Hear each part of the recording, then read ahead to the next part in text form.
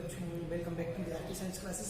मैं हूं Rohit Mehta and you are watching the YouTube channel of RK science classes. दोस्तों, आज हम स्टार्ट करने जा रहे हैं 12th बायो एनसीईआरटी का चैप्टर नंबर 5 जो है वंशागति एवं विविधता के सिद्धांत यानी इनहेरिटेंस एंड वेरिएशंस। इस चैप्टर में हम दो चीजें देखने वाले हैं, मुख्यतः वंशागति और विविधता। इस चैप्टर को स्टार्ट करने से पहले मैं आपको बता दूं कि ये जो चैप्टर है वो 10th में भी है, 12th में भी है। मुख्यतः हमारा फोकस होगा वो 12th वाले बच्चों के लिए होगा और उनको थोड़ी सी नॉलेज इस चैप्टर के बारे में, जो मेंडल के बारे में जो जानकारी है वो 10th में होती है, क्योंकि 10th में आप इस चैप्टर को पढ़ चुके हैं। इसके अलावा देखिए ये चैप्टर कहाँ काम का है, तो 10th वाले बच्चों के लिए काम का है। पहला, जो अगले साल 10th में आ रहे हैं उनके लिए यूजफुल है। तीसरा, जो इस साल 12th पे एग्जाम देंगे उनके लिए जरूरी है, और जो अगले साल 12th पे एग्जाम देंगे उनके लिए भी जरूरी है। और सबसे इम्पोर्टेंट कि ये BSc first year zoology second में भी है। इस जो चैप्टर है वो बीएससी फर्स्ट ईयर भी जूलॉजी सेकंड में भी है। तो ये जो चैप्टर है इसलिए मैंने सबसे पहले स्टार्ट किया है, क्योंकि ये जो चैप्टर है मेंडल से संबंधित ये 10th में भी है, 12th में भी है, बीएससी फर्स्ट ईयर में भी है। तो मुझे लगा कि इस वीडियो को या इस चैप्टर को सबसे पहले पढ़ाना चाहिए, तो मैं इसी चैप्टर को सबसे पहले लाया हूँ। इससे पहले के 4 चैप्टर अभी मैंने छोड़ दिए हैं, 1, 2, 3, 4, जो कि मानव जनन तंत्र से संबंधित है। सबसे पहले हम बात करते हैं चैप्टर नंबर 5 एनसीईआरटी के बारे में बात कर रहे हैं, वंशागति और विविधता के सिद्धांत यानी कि theories of inheritance and variations. Theories of inheritance and variations. तो इस चैप्टर में सबसे पहले हम बात करते हैं कौन कौन से टॉपिक हैं, जो टॉपिक हमें पढ़ने हैं वो कौन कौन से। सबसे पहले टॉपिक्स की बात करते हैं तो सबसे पहले हम किसी भी चैप्टर को स्टार्ट करेंगे तो उसकी इंट्रोडक्शन के बारे में बात करेंगे, यानी कि सबसे पहले क्या बात करेंगे हम, इंट्रोडक्शन, उसका परिचय करेंगे, कैसे पाठ आगे बढ़ेगा। फिर इसमें दूसरी जो हेडिंग है, अपनी दूसरा जो टॉपिक है वो है मेंडल की वंशागति के नियम। मेंडल ने अपने प्रयोगों के आधार पर 3 नियम दिए थे। मेंडल ने अपने प्रयोगों के आधार पर 3 नियम दिए थे। इन नियमों को मेंडलवाद कहते हैं। कौन कौन से नियम थे, कक्षा 10th वाले बच्चे पढ़ चुके हैं, 12th वाले पढ़ के आए 10th में। कौन कौन से नियम थे, सबसे पहले दिया था लॉ ऑफ डोमिनेंस यानी कि प्रभाविता का नियम, इसके बाद था पृथक्करण का नियम, और तीसरा था स्वतंत्र अपव्यूहन का नियम। तो ये तीनों नियम मेंडल ने 2 प्रयोगों के आधार पर दिए। जो पहले 2 नियम है वो एक संकर संकरण के आधार पर दिया था, और जो दूसरा नियम है स्वतंत्र अपव्यूहन का नियम, उसका आधार क्या था, 2 संकर संकरण। अब एक संकर संकरण क्या है, 2 संकर संकरण क्या है, इसके बारे में हम आगे चर्चा करेंगे। तो मेंडल की वंशागति के नियम यानी कि लॉ ऑफ इनहेरिटेंस या Mendelism, law of inheritance of Mendel, और दूसरा है इसी को क्या कहते हैं, मेंडलवाद, मेंडलिज्म। फिर तीसरी हेडिंग या तीसरा टॉपिक जो है इस चैप्टर में वो है एक जीन की वंशागति, यानी कि ऐसा वंशागति या ऐसी वंशागति जब मेंडल का एक संकर संकरण प्रयोग देखिए क्या है कि जब मेंडल ने केवल एक लक्षण की वंशागति का अध्ययन किया, जब मेंडल ने एक टाइम में एक लक्षण की वंशागति का अध्ययन किया तो इसको कहते हैं एक जीन की वंशागति या एक संकर संकरण प्रयोग। और दूसरा है चौथी हेडिंग, चौथा टॉपिक जो है इस चैप्टर में वो है 2 जीन की वंशागति, यानी कि मेंडल इस टाइम क्या करेगा, 2 जीनों की या 2 लक्षणों की एक वंशागति का एक साथ अध्ययन करेगा। आगे समझेंगे इन दोनों को। इसके बाद हम 5वां टॉपिक इसमें देखेंगे लिंग निर्धारण। इसमें 4-5 प्रकार का लिंग निर्धारण हमें पढ़ना है। मानव में भी लिंग निर्धारण पढ़ना है, ड्रोसोफिला में लिंग निर्धारण पढ़ना है, XX, XY प्रकार का, ZW और ZZ प्रकार का लिंग निर्धारण पढ़ना है। तो ऐसे बहुत सारे प्रकार का लिंग निर्धारण है जो पहली बार हम पढ़ेंगे। तो लिंग निर्धारण होगा। इसके बाद होगा 6ठा टॉपिक जो है वो उत्परिवर्तन पर होगा।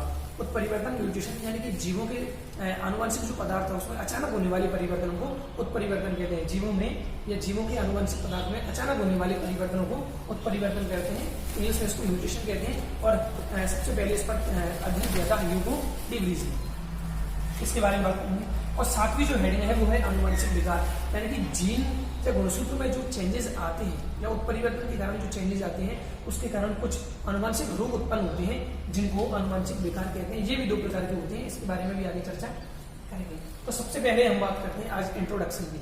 आज इंट्रोडक्शन की ही बात हो रही है। चलिए सबसे पहले हम बात करते हैं इंट्रोडक्शन की, ये पार्ट क्या है, कौन कौन सी इसमें इंपोर्टेंट परिभाषा है उनके बारे में बात करते हैं। तो दोस्तों सबसे पहले देखिए इंट्रोडक्शन में हम देखते हैं कि जो वंशागति या आनुवंशिकता के सिद्धांत है या विविधता के जो सिद्धांत है, इस पर सबसे पहले तो हम बात करते हैं। पहला पॉइंट क्या है कि हम जानते हैं, हमने 10th में पढ़ा है कि मेंडल पहला वैज्ञानिक था जिसने आनुवंशिकता के सिद्धांतों पर काम किया या आनुवंशिकता पर काम स्टार्ट किया। लेकिन ये बात सर्वथा गलत है कि मेंडल ने सबसे पहले ऐसा काम किया। मेंडल से पहले भी 3 वैज्ञानिक थे, 3 साइंटिस्ट थे। मेंडल से पहले भी 3 साइंटिस्ट थे जिन्होंने आनुवंशिकता पर अपना अध्ययन किया था। वो 3 साइंटिस्ट कौन कौन से थे, एक था कार्ल र्यूटर। एक कौन था? कार्ल र्यूटर। इसने सबसे पहले आनुवंशिकता पर अध्ययन करने का कार्य किया था। कार्ल र्यूटर के बाद एक और आया था, नॉर्डिन था, नॉर्डिन, और एक था गार्डनर। कार्ल र्यूटर, नॉर्डिन और गार्डनर। इसमें से नॉर्डिन तो बिल्कुल मेंडल के समकालीन था। कार्ल र्यूटर, नॉर्डिन और गार्डनर, ये तीन वो वैज्ञानिक हैं जिन्होंने मेंडल से पहले किस पर अध्ययन किया? आनुवंशिकता को समझने का और समझाने का प्रयास किया था। कौन कौन से वैज्ञानिक थे? Carl Reuter, Nordin, Gardner. हालांकि ये बात 12th में नहीं मिलेगी, ये बात 12th में नहीं मिलेगी, लेकिन मेरे ख्याल से याद रखना बहुत जरूरी है, क्योंकि हम मानते हैं कि सबसे पहले मेंडल ने ऐसा काम किया था, लेकिन मेंडल ने सबसे पहले ये काम नहीं किया था। उससे पहले इन तीन वैज्ञानिकों ने आनुवंशिकता पर काम करना शुरू किया था। कौन कौन से वैज्ञानिक? कार्ल र्यूटर, नॉर्डिन और गार्डनर। इसमें से सबसे पहले बात करें तो सबसे पहले कार्ल र्यूटर ने स्टार्ट किया था 1700 के आसपास, 1722 ऐसा कुछ समय याद करना जरूरी नहीं है। उस टाइम इन्होंने सबसे पहले अपना काम शुरू किया था। और मुख्यतः इन तीनों का पौधा जो था वो था तंबाकू। यानी किस पौधे पर?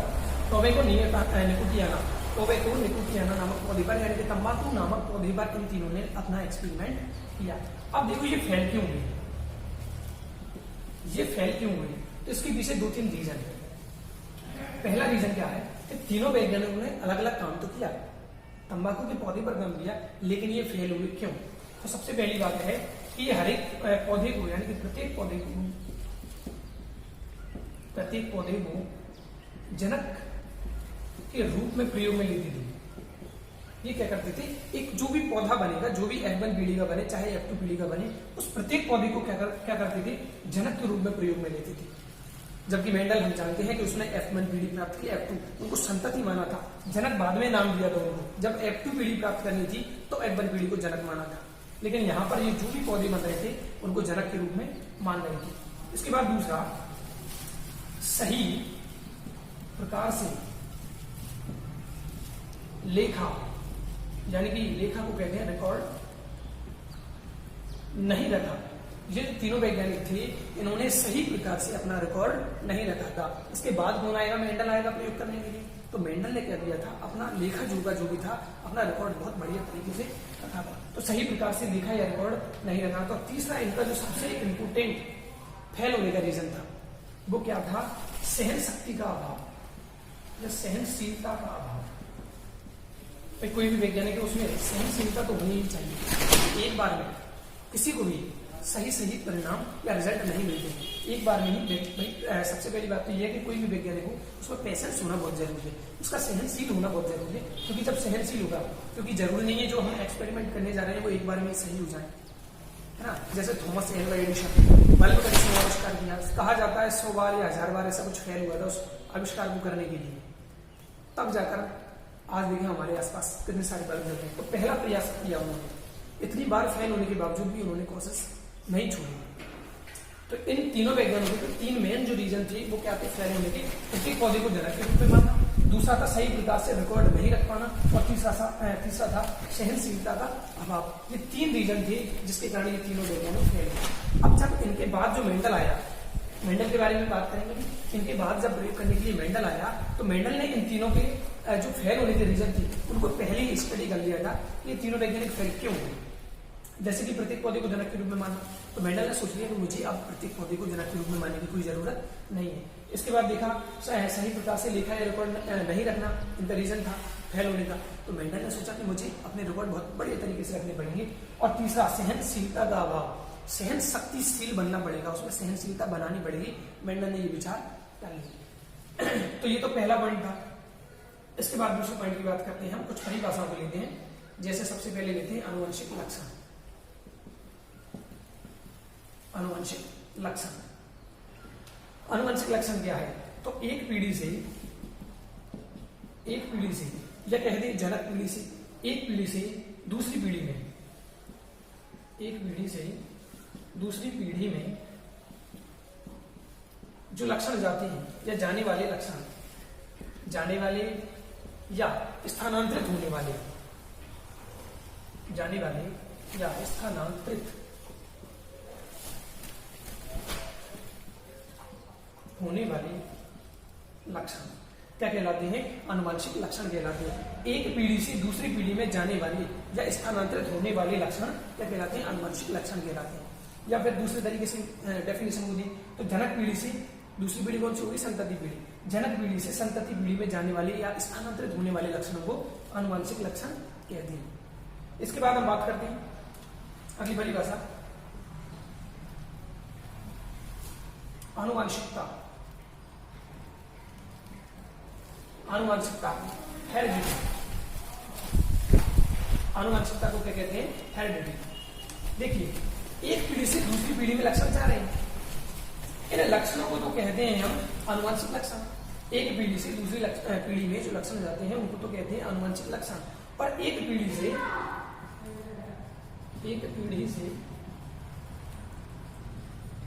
दूसरी पीढ़ी में आनुवंशिक लक्षणों का जाना, आनुवंशिक लक्षणों का जाना क्या कहलाएगा? आनुवंशिकता हेरिडिटी कहलाता है। यानी कि एक पीढ़ी से दूसरी पीढ़ी में जो लक्षण जा रहे हैं उनको तो कहते हैं आनुवंशिक लक्षण, और एक पीढ़ी से दूसरी पीढ़ी में जो लक्षण जा रहे हैं उनको तो आनुवंशिक लक्षण कह दिया, और इनके जाने के भी क्या कहते हैं? इसको कहते हैं आनुवंशिकता। इसके बाद तीसरी हेडिंग की बात करते हैं, तीसरी परिभाषा। इससे पहले मैं ऊपर साफ कर देता हूं, इसको स्क्रीनशॉट ले लें, इसको भी हटा देता हूं। कार्लेटन नोडिंग कार्ड इसको हटा दिया। अब तीनों के फेल होने का रीजन में मैंने हटा दिए। तो सबसे पहले हमने परिभाषा में बात की है आनुवंशिक लक्षण, यानी कि वे लक्षण जो एक पीढ़ी से दूसरी पीढ़ी में जाते हैं। और दूसरी परिभाषा की बात करी हमने आनुवंशिकता हेरिडिटी। एक पीढ़ी से दूसरी पीढ़ी में लक्षणों का जाना, जो लक्षण जाते हैं उनको तो आनुवंशिक लक्षण कहते हैं, लक्षणों का जाना ही क्या कहलाता है? आनुवंशिकता कहलाता है। इसके बाद चौथा पॉइंट हमारा क्या है? चौथा पॉइंट क्या है हमारा? जेनेटिक्स। जेनेटिक्स जेनेटिक्स किसे कहते हैं? जेनेटिक्स क्या है? देखिए जेनेटिक्स क्या है? जीव विज्ञान की वह शाखा, जीव विज्ञान की वह शाखा जिसमें दो चीजों का अध्ययन किया जाता है। देखिए दो चीजें कौन कौन सी? जीव विज्ञान की वह शाखा जिसमें, कलर चेंज करके लिख देता हूं, एक तो आनुवंशिकता का अध्ययन किया जाता है, जीव विज्ञान की वह शाखा जिसमें आनुवंशिकता एवं किसका अध्ययन किया जाएगा? विभिन्नताओं का। आनुवंशिकता एवं विभिन्नताओं का अध्ययन किया जाता है।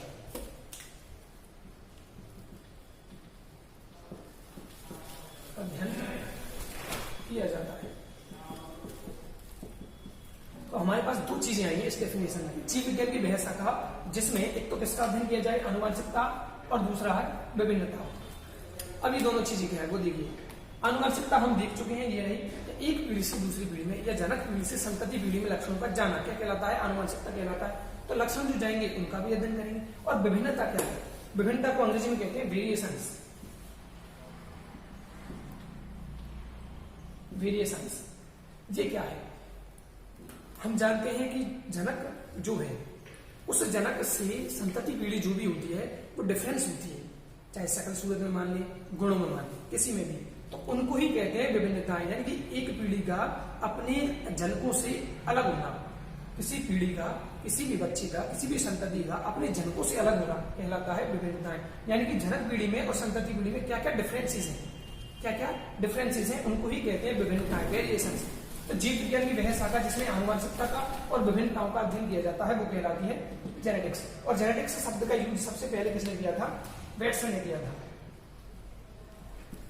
जेनेटिक्स शब्द का यूज या प्रयोग सर्वप्रथम किसने किया था? डब्ल्यू वेट्सन ने। जेनेटिक्स शब्द का यूज सबसे पहले किसने किया था? डब्ल्यू वेट्सन नामक वैज्ञानिक ने किया था। तो हमने अभी क्या किया, अभी तक क्या पढ़ा है? सबसे पहले तो मेंडल पहला वैज्ञानिक नहीं था, उससे पहले भी 3 वैज्ञानिक थे जिन्होंने संकरण या फिर आनुवंशिकता पर अध्ययन शुरू किया था। कौन कौन से थे? कॉलरूटर, गार्टनर, नॉर्डेन, 3 वैज्ञानिक थे। फेल होने के रीजन देखे थे। उसके बाद हमने बात की आनुवंशिक लक्षणों की। आनुवंशिक लक्षण क्या है? यानी कि एक पीढ़ी से दूसरी पीढ़ी में लक्षणों का जो लक्षण जाते हैं उनको ही क्या कहते हैं? आनुवंशिक लक्षण कहते हैं। और लक्षणों का जाना क्या कहलाता है? आनुवंशिकता कहलाता है। और जेनेटिक्स किसे कहते हैं? तो जेनेटिक्स कहते हैं जीव विज्ञान की वह शाखा जिसमें दो चीजों का अध्ययन किया जाता है। कौन कौन सी चीज है? तो विभिन्नताओं का और एक आनुवंशिकता का, यानी कि लक्षणों का जाना और जनक पीढ़ी से संतति पीढ़ी का अलग होना। इन दोनों का अध्ययन किसमें किया जाता है? जेनेटिक्स में किया जाता है। और जेनेटिक्स शब्द का यूज सबसे पहले किसने किया था? डब्ल्यू वाटसन ने किया था, या वेटसन ने किया था, वाटसन ने, वेटसन ने। अब देखिए यहाँ पर हम जानते हैं कुछ जनक भी यूज काम के जनकों के बारे में लेकर के कौन किस शाखा का फादर है। तो देखिए 5वें पॉइंट में बात कर लेते हैं अपन जनक। कि सबसे पहले तो लिखते हैं कि आनुवंशिकता का जनक कौन है? आनुवंशिकता का जनक यानी कि father of genetics, father of genetics, ये सबको पता होगा। किसको कहा जाता है? मेंडल। फादर ऑफ जेनेटिक्स किसको कहा जाता है? मेंडल को कहा जाता है। फादर ऑफ जेनेटिक्स किसको कहा जाता है? मेंडल को कहा जाता है। ये तो हमारा पहला पॉइंट था। दूसरे में लिखते हैं हम father of modern genetics, father of modern आधुनिक आनुवंशिकी। आधुनिक आनुवंशिकी का जनक किसे कहा जाता है? डब्ल्यू पेटसन। डब्ल्यू पेटसन। आधुनिक आनुवंशिकी के जनक किसे कहा जाता है? डब्ल्यू पेटसन को। और इन्होंने ही जेनेटिक्स शब्द का यूज किया था। और तीसरा आता है कि father of experimental genetics, father of experimental genetics. Experimental बोले तो प्रयोगात्मक, यानी कि किसके जनक? प्रयोगात्मक जेनेटिक्स के जनक किसे कहेंगे? फादर ऑफ एक्सपेरिमेंटल जेनेटिक्स के जनक कहा जाता है। इसको कहा जाता है, देखिए सबसे पहले आया मेंडल, फिर आया है डब्ल्यू बेटसन, अब यहां आ रहा है टीएच मॉर्गन। तो तीन वैज्ञानिक अलग अलग हैं, तीनों को ही जनक के रूप में माना जाता है। सबसे पहले कौन आया था? इसमें से आया था सबसे पहले मेंडल। तो मेंडल को तो कहा आनुवंशिकता का जनक, क्यों कहा? क्योंकि इसने सबसे पहले आनुवंशिकता पर अपने प्रयोग किए थे, इसलिए इसको क्या कहा? आनुवंशिकता का जनक। इसने शब्द भी दिया था कारक, फैक्टर, जो बाद में चलके क्या कहलाया? जीन कहलाया था। जॉनसन ने नाम दिया था जीन। तो आनुवंशिकता का जनक फादर ऑफ जेनेटिक्स तो कौन हुए? मेंडल हो गए। दूसरा फादर ऑफ मॉडर्न जेनेटिक्स, क्योंकि मॉडर्न या फिर मेंडल की बात करें तो सबसे ज्यादा प्रयोग किसने किया? वेटसन ने किया। मॉडर्न इसके मेंडल की बात किसने प्रयोग किए थे? वेटसन ने किए थे। इसको क्या कह दिया? Father of modern genetics. और एक्सपेरिमेंट बहुत ज्यादा किए हैं जेनेटिक्स पर, वो किसने किए? मॉर्गन ने। किस पर किए? ड्रोसोफिला। किस पर किए? ड्रोसोफिला मेलानोगास्टर, फल मक्खी पर। तो ये है फादर ऑफ एक्सपेरिमेंट जेनेटिक्स। तो ये तीनों जनक की बात हो गई। अब हम बात करेंगे मेंडल का जन्म वगैरह कब हुआ। इसका भी स्क्रीनशॉट ले लें जल्दी से।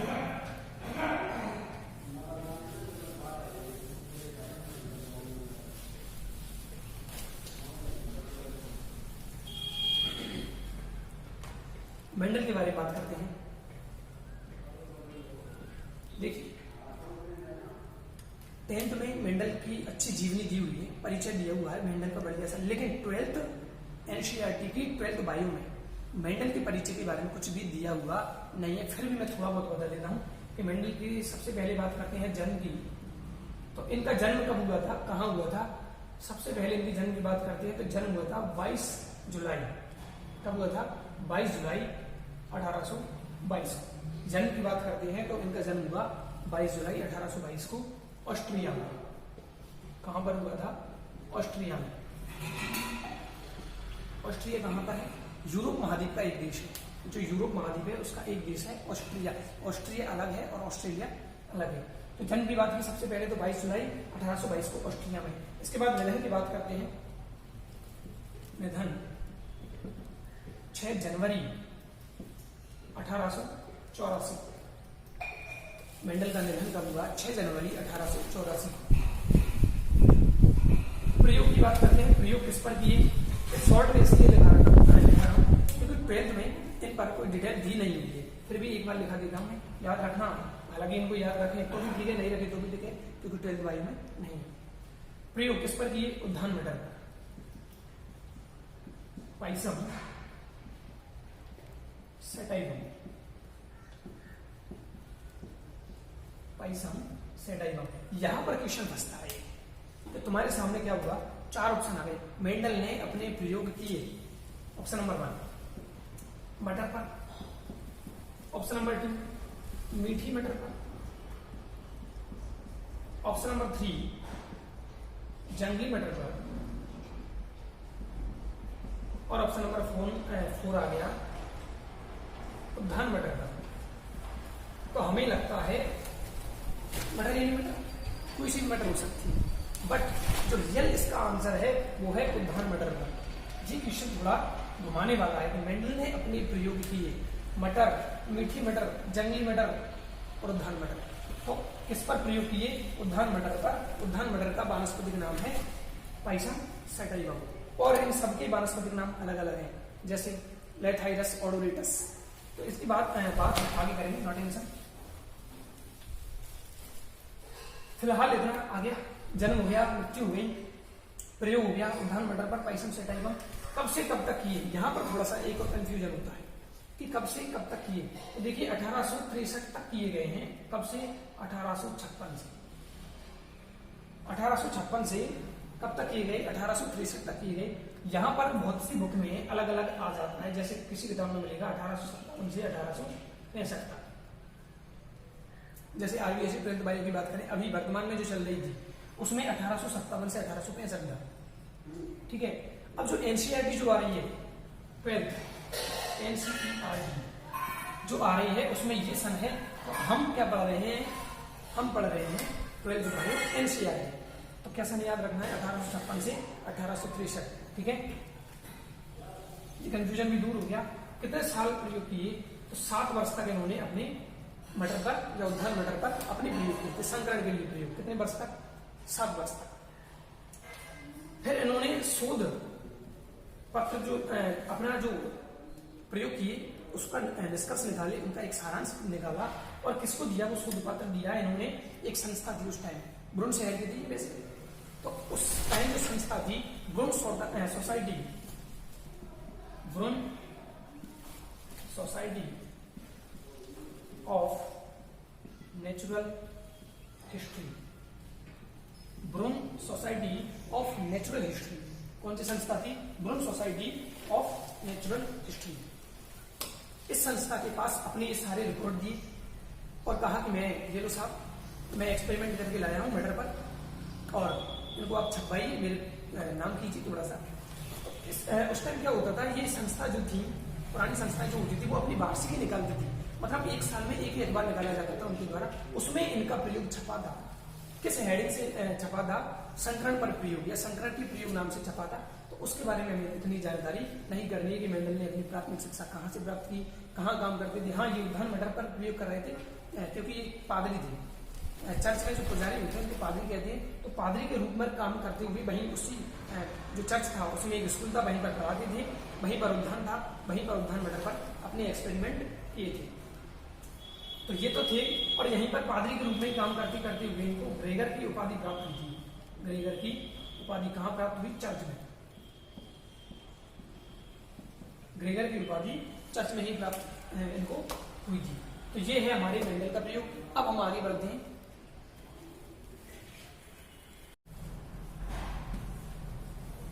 अब चलते हैं हम अपने पाठ की तरफ।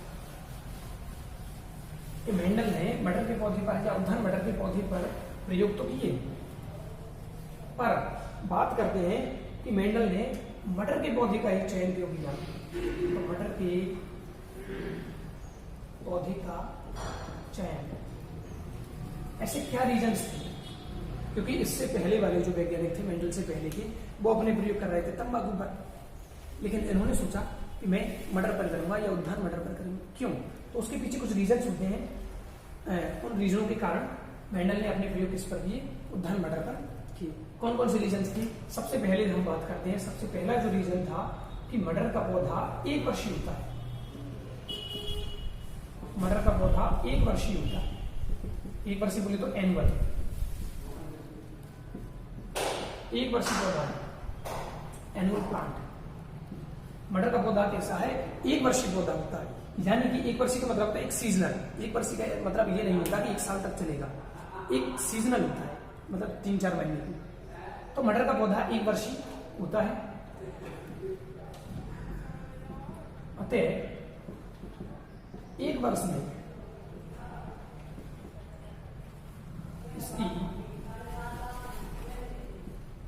कई पीढ़ियों का अध्ययन किया जा सकता है।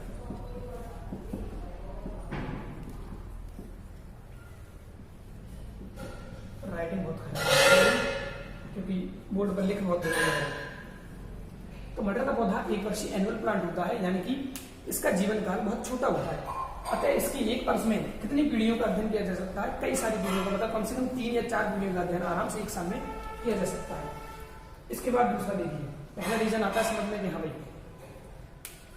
दूसरा देखो, दूसरा क्या है, इसे आसानी से कहीं भी की जगह क्यारी बना के या फिर गमले में उगाया जा सकता है। यानी कि इस पौधे के लिए जरूरी नहीं होता कि इसको बड़े खेत में ही उगाया जाए, इसको आसानी से क्यारी बनाकर भी उगाया जाता है, इसको गमले में भी उगाया जा सकता है। क्योंकि अब जैसे आम वगैरह पर प्रयोग करता मेंडल, तो आप समझ सकते हो कितनी प्रॉब्लम होती। चलो उगा देता, लेकिन F1 जैसे ज्यादा पीढ़ी ले ली उसने। एक तो आम के फूल भी छोटे हैं, दूसरा फूल बहुत छोटे होते हैं, फूल पेड़ बहुत बड़ा है, कैसे उसको ढकता। अभी अपन पढ़ेंगे विपुंसन, इमस्कुलेशन और बुरावस्त्रीकरण, बैगिंग, तो कैसे उसको ढकता, ये भी इसको भी ढका था। आगे चर्चा करेंगे इसके बारे में। तो इसे आसानी से क्यारी या गमले में उगाया जा सकता है। ये रीजन नंबर 2 था। तीसरा रीजन, इसके पुष्प द्विलिंगी होती है। पुष्प द्विलिंगी यानी कि बाइसेक्सुअल होती है।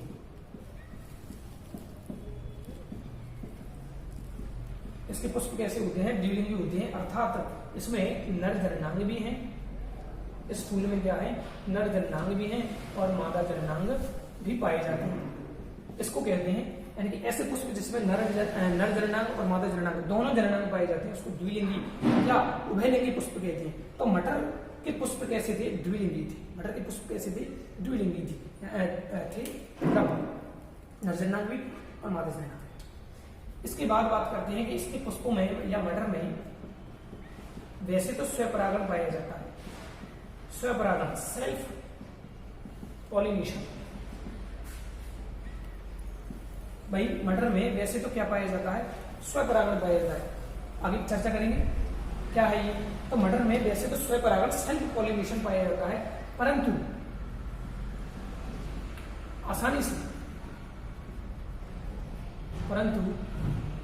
आसानी से परपरागण भी कराया जा सकता है। यानी जब हम चाहें इसमें परपरागण भी करवा सकते हैं। वैसे तो इसमें क्या पाया जाता है? स्वपरागण पाया जाता है, लेकिन जैसे ही हम चाहें कि हम इसमें स्वपरागण नहीं कराना चाहते, हम इसमें परपरागण करवा सकते हैं। परपरागण को क्रॉस पॉलिनेशन कहते हैं। क्रॉस पॉलिनेशन, ठीक है। वैसे तो मटर में स्वपरागण पाया जाता है, लेकिन हम चाहें तो इसमें क्रॉस पॉलिनेशन यानी कि परपरागण भी करवा सकते हैं। ये हो गए 4। 5वां देखिए, पुष्प उपयुक्त या पुष्प का आकार बड़ा है। ये भी बहुत बड़ी विशेषता है कि पुष्प का आकार बड़ा होना चाहिए, क्योंकि छोटे मोटे पुष्प में कैसे उसको कैंची लेके काटता या कैसे उसको खोलता है, ये प्रॉब्लम हो सकती थी। तो मेंडल ने सोचा कि पुष्प का आकार कैसा होना चाहिए? बड़ा। और मेंडल ने देखा कि मटर का पुष्प कैसा है? थोड़ा सा बड़ा है, द्विलिंगी है, स्वपरागण पाया जाता है, परपरागण भी करवा सकते हैं, और मटर को आसानी से क्यारी में या गमले में उगाया जा सकता है। और सबसे बड़ी बात ये थी कि मेंडल ने जो पौधा चुना मटर को, वो 1 वर्षीय था। तो जैसे आम वगैरह पर करते हैं, तो किसी दूसरे प्लांट पर करता, तो आम में 5 साल बाद, लगभग आज 5 साल पहले बीज बोया है, तो 5 साल बाद उसमें फूल आना शुरू हुए। तो 5 साल तक इंतजार करता, उसके बढ़िया ये 5 महीने में काम हो गया। तो इसलिए मेंडल ने सोचा पौधा कैसा होना चाहिए? 1 वर्षीय होना चाहिए, आसानी से गमले में उगाया जा सकता है, द्विलिंगी है, स्वपरागण वैसे तो पाया जाता है, परपरागण भी करवाया जाता है, उसका आकार बड़ा होता है। इसके बाद देखिए स्पष्ट विपर्यासी लक्षण पाए जाते हैं। स्पष्ट विपर्यासी लक्षण पाए जाते हैं। मटर के पौधे में क्या होते हैं? स्पष्ट विपर्यासी लक्षण पाए जाते हैं। विपर्यासी लक्षण क्या है? विपर्यासी लक्षण का मतलब है, या तो जैसे एक जोड़ा है, मान लो लक्षण का, जैसे लंबा या बौना, तो ये दोनों आपस में क्या है? ये विपर्यासी लक्षण है, एक दूसरे के विपरीत। ऐसा नहीं था जैसे माना में कलर होता है, कोई बहुत ज्यादा बुरा है, थोड़ा सा डार्क शेड है, उससे और कम टोन है, उससे कम टोन है, सबसे कम टोन है, तो ऐसा नहीं होता मटर में। मटर में क्या था, स्पष्ट विपर्यासी लक्षण थे, यानी कि पौधा या तो लंबा होगा या फिर बौना होगा, बस दो ही लक्षण थे इसमें। क्या या तो कैसा होगा, लंबा होगा या फिर बौना होगा। ऐसा कभी नहीं था कि तीसरा पौधा जो बने वो इन दोनों के बीच की साइज का बन जाए, तो इनको कहते हैं विपर्यासी लक्षण। जैसे कि फूल की बात करें तो मटर का फूल या तो बैंगनी होगा जिसका प्रभावी लक्षण है, या फिर सफेद होगा, तीसरा कोई कलर नहीं। अगली बात समझ, तो इन लक्षणों को कहते हैं विपर्यासी लक्षण। और पढ़ा भी होगा तुमने कि मेंडल ने 7 जोड़ी विपर्यासी लक्षणों का अध्ययन किया था अपने संकरण के प्रयोग में, 7 जोड़ी विपर्यासी लक्षण पढ़ा। तो देखिए 6 रीजन तो ये हो गए, 6 बहुत है, वैसे काफी है, इतने कोई दिक्कत नहीं है, वैसे ऑलमोस्ट सारे हो चुके हैं। तो एक बार दोबारा देख लीजिए, मटर का पौधे का ही चयन क्यों किया। सबसे पहले हमने देखा कि मटर का पौधा 1 वर्षीय होता है, यानी कि 1 साल में भी कई पीढ़ियों का अध्ययन करवा सकता है। दूसरा देखा ऐसे आसानी से क्यारी या गमले वगैरह में उगाया जा सकता है। तीसरा पुष्प द्विलिंगी होती है, बाइसेक्सुअल होते हैं। द्विलिंगी पुष्प किसे कहते हैं, जिसमें नर जननांग और मादा जननांग दोनों जननांग पाए जाते हैं। चौथा हमने देखा कि इसमें मटर में वैसे तो स्वपरागण सेल्फ पॉलिनेशन पाया जाता है, यानी खुद के परागकण को ही खुद के उसी पुष्प की बढ़ती कार्य पर करा लेता है, तो इसको कहते हैं स्वपरागण। तो इसमें स्वपरागण वैसे तो पाया जाता है, लेकिन हम इसमें चाहें तो आसानी से क्या करवा सकते हैं, परपरागण भी करवा सकते हैं, यानी दूसरे पुष्प की परागकणों को इस पुष्प पर गिरा सकते हैं। इसके बाद हमने देखा कि पुष्प का आकार बड़ा होता है और इसमें स्पष्ट विपर्यासी लक्षण पाए जाते हैं। और तीसरा हालांकि बात कर रहे हैं, अगला जो कैरेक्टर हम ले सकते हैं वो क्या ले सकते हैं, इसमें फल भी ज्यादा बनते हैं, बीज भी ज्यादा बनते हैं। फल एवं बीज अधिक संख्या में, यहाँ पर दिखाई दे रहा है, फल एवं बीज अधिक संख्या में बनते हैं। ये भी एक इंपोर्टेंट विशेषता थी जिसके कारण मेंडल ने अपने प्रयोग के लिए मटर को ही चुना। क्या थी, कि फल और बीज अधिक संख्या में बनते हैं। तो ये 7 कैरेक्टर हैं जिनके आधार पर मेंडल ने सोचा कि मुझे अपने प्रयोग के लिए मटर को ही या उद्यान मटर को ही चुनना चाहिए। इसका स्क्रीनशॉट लेने लगे। वैसे तो मैंने अंडरलाइन कर दिया है, वैसे तो याद होने मुझे सिंपल सा पढ़ा, क्योंकि 10th वाले बच्चे जानते हैं कि 10th में पढ़ चुके हैं, लेकिन 10th वाले जो बच्चे इस वीडियो को देखेंगे थोड़ी सी प्रॉब्लम हो सकती है, जो नए बच्चे होंगे। और बीएससी फर्स्ट ईयर में भी सेम है, जूलॉजी सेकंड में। स्क्रीनशॉट। चलिए अब हम बात करेंगे विपर्यासी लक्षणों की, कि मेंडल ने कौन से 7 जोड़ी विपर्यासी लक्षणों को अपने प्रयोग के लिए चुना। हो गया स्क्रीनशॉट।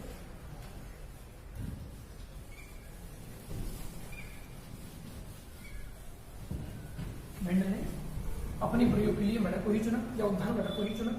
क्यों चुना, वो रीजन हमने देख लिए हैं। अब ये पढ़ेंगे कि मेंडल ने मटर के पौधे को चुना तो सही, किन लक्षणों के लिए चुना, या फिर कौन कौन से लक्षण चुने मेंडल ने। तो विपर्यासी लक्षणों का चयन, विपर्यासी लक्षणों का चयन, कौन कौन से लक्षण थे जो मेंडल ने चुने, कितने चुने, सबसे पहले उसकी बात करते हैं। तो मेंडल ने अपने प्रयोग के लिए 7 जोड़ी विपर्यासी लक्षणों को चुना। 7 जोड़ी, कितने जोड़ी विपर्यासी लक्षणों का चयन किया मेंडल ने अपने प्रयोग के लिए, 7 जोड़ी लक्षणों का। कब से कब प्रयोग चल रहा है ये, 1856 से 1863। सन मैंने बता दिया, क्या याद रखना है, ये सन याद रखना है, क्योंकि एनसीईआरटी 12th बाई बता रही है, जो नई बुक आएगी ना उसमें ये है 1856 से 1863। कब इसने, एक सन याद रखना है, कब इसने शोध पत्र जारी किया था, 1865 में प्रकाशित हो गए थे। 1865 में इसके जो लक्षण निष्कर्ष थे वो सब प्रकाशित हो गए थे। अब आगे चलिए, सबसे पहले हम बात करते हैं विपर्यासी लक्षणों की। तो इधर लेते हैं हम लक्षण, कौन कौन से लक्षणों का चयन कर रहा है। इधर हम लेंगे लक्षण, इधर लेंगे प्रभावी लक्षण, और तीसरा कॉलम होगा वो होगा हमारा अप्रभावी लक्षण। कलर दिखाई दे रहा है ग्रीन। इधर लेंगे लक्षण, एक प्रभावी लक्षण और एक लेंगे हम अप्रभावी लक्षण। मैंने टेढ़ी वीडियो हो सकती है, नॉट एंड क्या है, पढ़ाई करनी है हमको, बहुत ज्यादा टेढ़ी लगे, 1 मिनट सीधी कर दीजिए।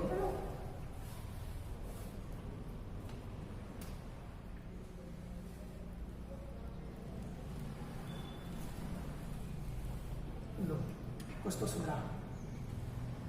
देखिए सबसे पहले भाई मेंडल ने 7 जोड़ी विपर्यासी लक्षणों को चुना। हमें पता है 7 जोड़ी विपर्यासी लक्षणों को चुना। 7 जोड़ी विपर्यासी लक्षण कौन कौन से थे उनके बारे में बात करेंगे। तो लक्षण कौन कौन से थे उनको इस साइड फर्स्ट कॉलम में रखना है। दूसरा लिया है हमने कॉलम इसका प्रभावी लक्षण होगा और तीसरा कॉलम है अप्रभावी लक्षण। अब जो बच्चे पहली बार पढ़ रहे हैं उनकी समस्या हो सकती है प्रभावी लक्षण क्या है, अप्रभावी लक्षण क्या है। बेटा प्रभावी लक्षण देखो सुनो क्या होता है। प्रभावी लक्षण वो लक्षण होता है जो F1 पीढ़ी में प्रकट होता है। जो लक्षण F1 पीढ़ी में प्रकट होते हैं या प्रथम संतति पीढ़ी में प्रकट होते हैं उनको कहते हैं प्रभावी लक्षण, और जो प्रकट नहीं होते उनको कहते हैं अप्रभावी लक्षण। अब ये क्या है, कैसे प्रकट होंगे, कौन प्रकट होगा, आगे आगे जैसे जैसे चैप्टर बढ़ता चलेगा समझते चलोगे। तो सबसे पहले लक्षणों में हम लेते हैं तने की ऊंचाई। तने की ऊंचाई या पादप की ऊंचाई। मेंडल ने सबसे पहला जो लक्षण दिया या सबसे ज्यादा प्रयोग किया वो था तने की ऊंचाई। तने की ऊंचाई कह दो या पादप की ऊंचाई कह दो, पादप की हाइट के बारे में देखा। तो प्रभावी लक्षण क्या था, लंबापन था, यानी कि पौधा लंबा था। इसको कैपिटल P से लिखा जाएगा। सबसे ज्यादा प्रयोग किस पर किए, लंबे पौधों पर किए थे। तो तने की ऊंचाई के आधार पर प्रभावी लक्षण होगा लंबा, यानी कि F1 पीढ़ी के जितने पौधे होंगे वो सब कैसे होंगे, लंबे होंगे। अगर इस लक्षण को लेकर चले, अप्रभावी लक्षण कौन सा होगा, बौना। इसको लिखेंगे स्मॉल t से। हालांकि बौने को अंग्रेजी में ड्राफ्ट कहते हैं, लिखना कैसे चाहिए था, D से, बट यहाँ पर लिखना कैसे, प्रभावी लक्षण के छोटे अक्षर से इसको लिखना है। जैसे प्रभावी लक्षण को हम किससे लिखेंगे, कैपिटल लेटर से, तो अप्रभावी लक्षण को उसी के स्मॉल लेटर से लिखा जाएगा, ना कि ड्राफ्ट, यानी कि बौने को अंग्रेजी में कहते हैं ड्राफ्ट। तो डी आना चाहिए, बट ऐसा नहीं होगा। किससे लिखेंगे, प्रभावी वाले के स्मॉल लेटर से। तो सबसे पहले हमने देखा तने की ऊंचाई, लंबापन, बौनापन। इसके बाद हम चलते हैं किसके पास, पुष्प की स्थिति। पुष्प की, या पहले पुष्प देखिए, दूसरा कैरेक्टर पुष्प के बारे में ले रहे हैं। पुष्प में 2 चीजें अध्ययन करनी है, एक तो पुष्प की स्थिति देखनी है और दूसरा इसमें देखना है जो हमारा तीसरा लक्षण बन जाएगा, क्या होगा, पुष्प का रंग। याद करने में सिंपल रहेगा ऐसे, पुष्प की स्थिति, पुष्प का रंग। तो पुष्प की स्थिति में प्रभावी लक्षण था अक्षस्थ या कक्षस्थ। 4 नाम हो सकते हैं इसके यहाँ, अक्षस्थ, कक्षस्थ, अक्षीय, कक्षीय, कुछ भी आ जाए सबका मतलब एक ही है। क्या है, जैसे ये प्लांट है मटर का, पहले इधर लिख देता हूं इसके, तभी दोनों एक साथ समझ में आएंगे। कक्षस्थ या कक्षस्थ या अक्षीय, कक्षीय, कुछ भी हो सकता है। और अप्रभावी लक्षण क्या था, अग्रस्थ। यहां पर है अक्षस्थ और ये है अग्रस्थ, यानी कि टॉप पर या सीमांत कह दो, अगस्त कह दो या सीमांत कह दो, अंत्य कह दो, शीर्ष या शीर्षस्थ कह दो, एक और अच्छा नाम है शीर्षस्थ। तो ये सब नाम इसके लिए हैं, इसी के लिए हैं। अब देखिए ये मटर का पौधा है, अगर इसमें पुष्प यहां पर लगे हुए हैं, जैसे ये पुष्प लग गया, फूल से लग नहीं रहा, मान लो ये पुष्प लग गया, तो कहां पर है, ये कक्षा में लगा हुआ है, तो इसको तो कहते हैं कक्षस्थ। और अगर यही फूल यहां पर लगे तो इसको कहते हैं अक्षस्थ या अक्षस्थ नहीं, क्या कहेंगे, अग्रस्थ। इसको कहेंगे अग्रस्थ कहेंगे या शीर्षस्थ कहेंगे, क्योंकि ये कहां पर स्थित है, शीर्ष पर, या तो अग्रभाग पर स्थित है या शीर्ष भाग पर स्थित है, लेकिन ये कक्षस्थ या अक्षस्थ कहलाता है। आई बात समझ में। तो प्रभावी लक्षण कौन सा है, प्रभावी लक्षण है हमारे पास अक्षस्थ। इसके बाद पुष्प की स्थिति हो गई अक्षीय, और इधर क्या लिया है हमने, सीमांत या शीर्षस्थ या अग्रस्थ। अब बात करते हैं तीसरा लक्षण या तीसरा विपर्यासी लक्षण, क्योंकि साथ जुड़े लिए। तीसरा कौन सा लिया, रंग। तो मटर के पुष्प कैसे होते हैं नॉर्मली अधिकांशतः, या फिर प्रभावी लक्षण कौन सा होगा, बैंगनी, और अप्रभावी होगा सफेद। बैंगनी और सफेद, ध्यान ये देना है कि इनको उल्टा नहीं करना है, या फिर आधे सही लिख रहे हैं आधे इधर वाले इधर ले आए, ये गड़बड़ हो जाएगी। क्योंकि प्रभावी लक्षण वो लक्षण है जो F1 पीढ़ी में खुद को रिप्रेजेंट करेंगे, खुद को शो करेंगे, तब इनको हम कह रहे हैं प्रभावी लक्षण। तो ऐसा नहीं है कि सफेद को इस साइड लिख दें और बैंगनी को उस साइड करें, गलत हो जाएगा। तो तना देखा, फिर उसके बाद 2 लक्षण आए किसके, पुष्प के। अब हम चल रहे हैं फली पर। फली पर भी 2 करना है, 2 चीजें देखनी है। सबसे पहले हमें आकार देखना है फली का, और दूसरा देखना है फली। सबसे पहले तो फली का आकार देखेंगे और दूसरा देखेंगे अपन फली का रंग। तो फली का आकार जैसे हम मार्केट में जाएंगे फली खरीदेंगे तो कैसे लाएंगे, फुली भी लाएंगे। तो यही इसका कैसा कैरेक्टर था, प्रभावी लक्षण था, डोमिनेंट कैरेक्टर। और ये होता है रिसेसिव कैरेक्टर। अंग्रेजी मीडिया बताना, इसको कहते हैं डोमिनेंट कैरेक्टर और इसको कहते हैं रिसेसिव कैरेक्टर। तो डोमिनेंट कैरेक्टर कौन सा है, फली के आकार में फुली हुई, फुली हुई मटर लाएंगे हम। कौन सी नहीं लाएंगे, पिचकी हुई या संकीर्णित, संकीर्णित या पिचकी हुई मटर नहीं लाएंगे। कौन सी मटर लाएंगे, फूली हुई लाएंगे। और कैसे नहीं लाएंगे, संकीर्णित। यानी कि फूली हुई मटर इसका डोमिनेंट कैरेक्टर है और संकीर्णित या पिचकी हुई मटर इसका रिसेसिव कैरेक्टर है, अप्रभावी लक्षण। अब इसकी बात करते हैं फली का रंग। अच्छा, कैसी मटर लाएंगे हम, मतलब कैसी फली लाएंगे, हरी मटर लाएंगे। तो रंग कैसा हो गया, ग्रीन। और ये तो कौन सा कैरेक्टर है, डोमिनेंट कैरेक्टर है। कौन सी मटर नहीं लाएंगे, पीली नहीं लाएंगे। तो हरा इसका प्रभावी लक्षण है, किसका, फली के रंग का प्रभावी लक्षण हरा और फली के रंग का अप्रभावी लक्षण है पीला। किससे रिप्रेजेंट करेंगे, वाई से नहीं, स्मॉल जी। क्यों, क्योंकि वही अक्षर लेना है जो प्रभावी का, डोमिनेंट का छोटा अक्षर लेना है। जैसे यहाँ कैपिटल जी तो यहाँ पर स्मॉल जी। कितने हो गए, 5 हो गए। छठा देखिए, सबसे पहले तने की बात की, दूर से देखा तो तने को, तो पास में गए तो फूल को देखा, और पास में गए तो फली को देखा, और पास में जाएंगे तो फली को खोल के देखेंगे, बीज। छठा किसको देखेंगे, बीज को। बीज की भी सबसे पहले आकार या आकृति देखेंगे, आकार या आकृति, और फिर इसका भी देखेंगे हम रंग। बीज की आकृति और बीज का रंग, यानी कि छठा कैरेक्टर हो गया बीज की आकृति और सातवां हो जाएगा बीज का रंग। अब देखिए, बीज की आकृति देखते हैं तो हम कैसी फली लाना पसंद करेंगे, गोल, गोल। और गोल को अंग्रेजी में कहते हैं राउंड, तो कैपिटल आर। फली कैसी लाना पसंद करेंगे अपन, गोल बीज वाली। तो बीज की आकृति कैसी होनी चाहिए, गोल होनी चाहिए। कैसी नहीं होनी चाहिए, झुर्रीदार, झुर्रीदार। अब यहां पर कैपिटल आर है तो यहां पर लेंगे स्मॉल आर। और इसके बाद हम रंग की बात करें, किसका रंग, बीज का रंग। अब एक प्रॉब्लम यहाँ पे हो गई, हालांकि बीज भी हम कैसा लाना पसंद करेंगे, हरा, लेकिन मटर जब लाए हैं हम हरी तो बीज निकली उसमें पीले। ऐसे याद करना है, इधर आएगा पीला येलो और इधर आएगा हरा स्मॉल वाला। तो ये वो 7 कैरेक्टर थे जिनको मेंडल ने अपने प्रयोग के लिए चुना।